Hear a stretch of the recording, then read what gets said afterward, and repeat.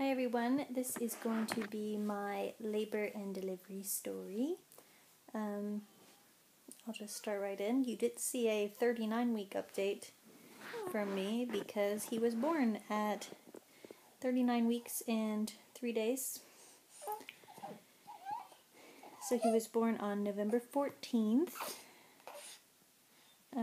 Wednesday morning. So that morning, I wasn't having, well, it was the middle of the night. So on Tuesday night, we set up our Christmas tree after Henny Jean went to bed.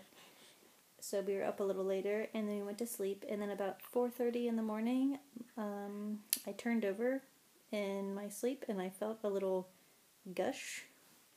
And I was like, "Oh, what is that?" And at first I thought maybe I peed myself or something, because I wasn't expecting anything like that. And I was like, And then I moved again, and there was more of a gush. And I was like, okay, that's my water breaking. So I woke up my husband, and I was like, Bess, wake up. I think my water just broke. And he was like, what? He was like freaking out, like, because last time my water broke and Henny Jean was born like 30 minutes later, but that's when I was already having contractions for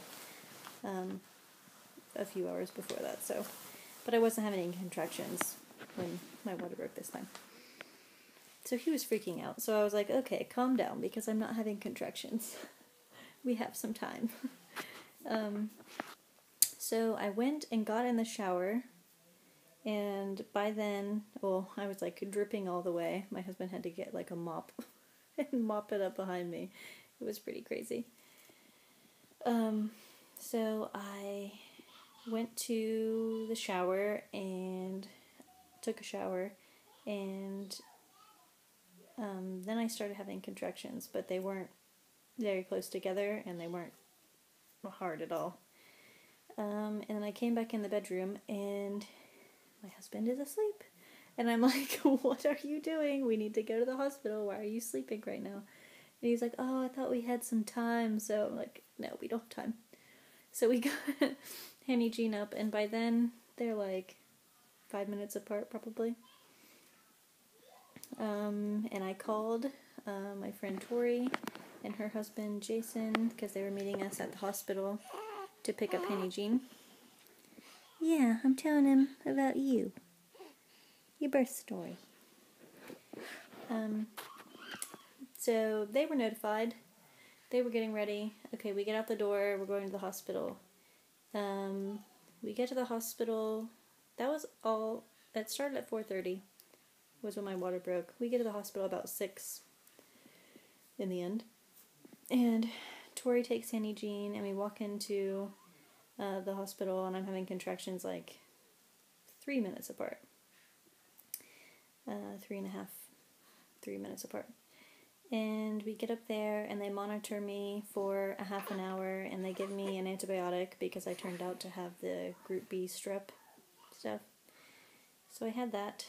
That was over quickly. And then I was allowed to walk around, and I told them that I wanted to be in the tub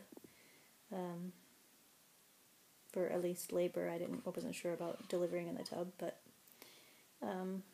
so they started filling up the tub. I put on my bathing suit top and some other pants and walked around and just like leaned on my husband when I had the contractions and stuff in the hallway. And we were walking, and I kept walking because I didn't want it to slow down. Oh, and she checked me before that, and I was 5 centimeters. So I was 5 centimeters dilated, which I was happy to hear. I didn't want to hear like 2 or 3. Because the contractions were getting painful. Of course. At 3 minutes apart, they're painful. So I'd have to stop and like hang my arms around my husband's neck and just like breathe through it. So that went on for probably an hour and a half. And then I started thinking about getting in the tub because the midwives were like, you get in the tub and it's nice and relaxing, and sometimes that helps speed it up because I was like, I don't want it to slow down, I don't want it to stop, but I wanted to keep going and get it over with because I was in a lot of pain at that point.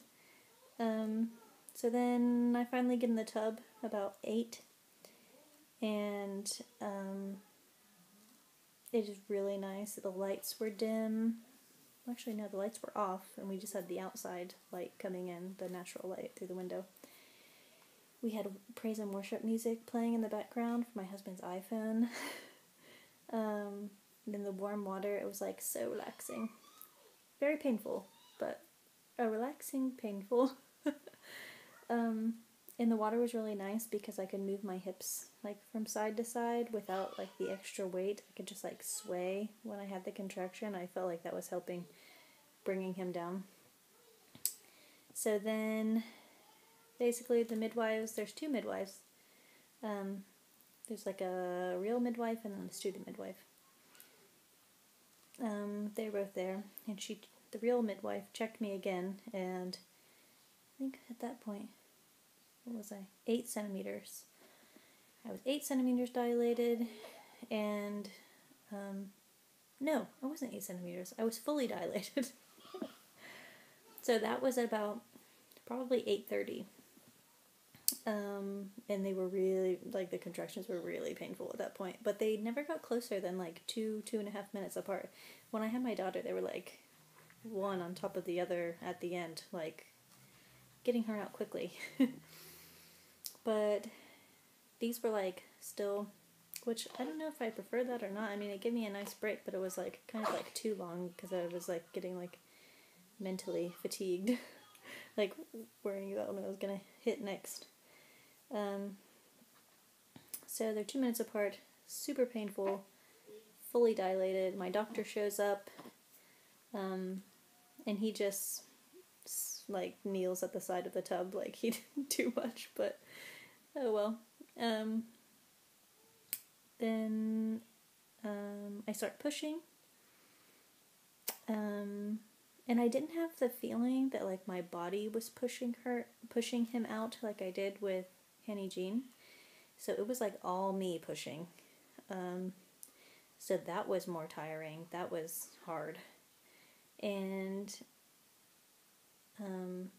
also, this time I did not have an episiotomy, and I tore in a couple different places, I think. When his head was coming out, like, I felt that in a way that I did not feel with Henny Jean, and it was very painful.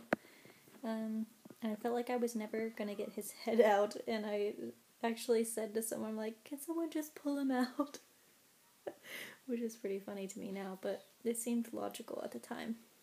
But I just kept thinking, like, wow, this is such a grounding experience. Like, women all over the world and, like, through time have done this, and I'm, like, thinking that as I'm pushing him out. It was really weird. I was getting all philosophical or something.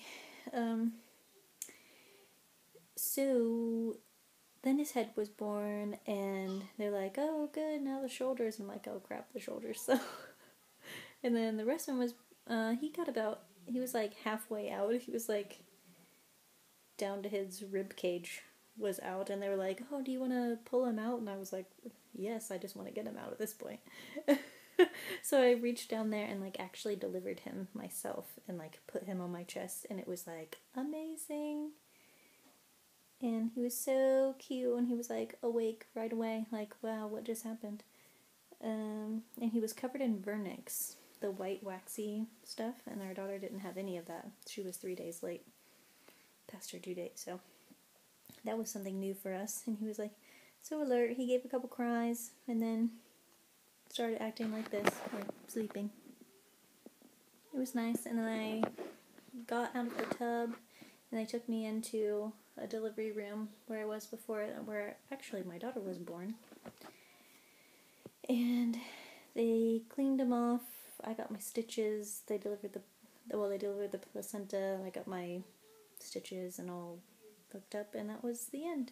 And it was amazing, and I highly recommend a natural water birth. And the whole labor he was born at 8:49. So the whole labor start to finish was like 4:30 to 8:50, so like 4 hours and 20 minutes. So that was quicker than the last one. So the next one we better just camp out outside the hospital, I think, because it's going to be a close call. He was 3.58 kilos, and which is 7 pounds 14 ounces, and 51 centimeters long, which is 20 inches long. So he was smaller than Henny Jean, and that's why we call him Pipsqueak, because we just knew you were going to be a little Pipsqueak. Pippy. Yeah, so that is it. Thanks for watching, and I'll see you next time. Bye.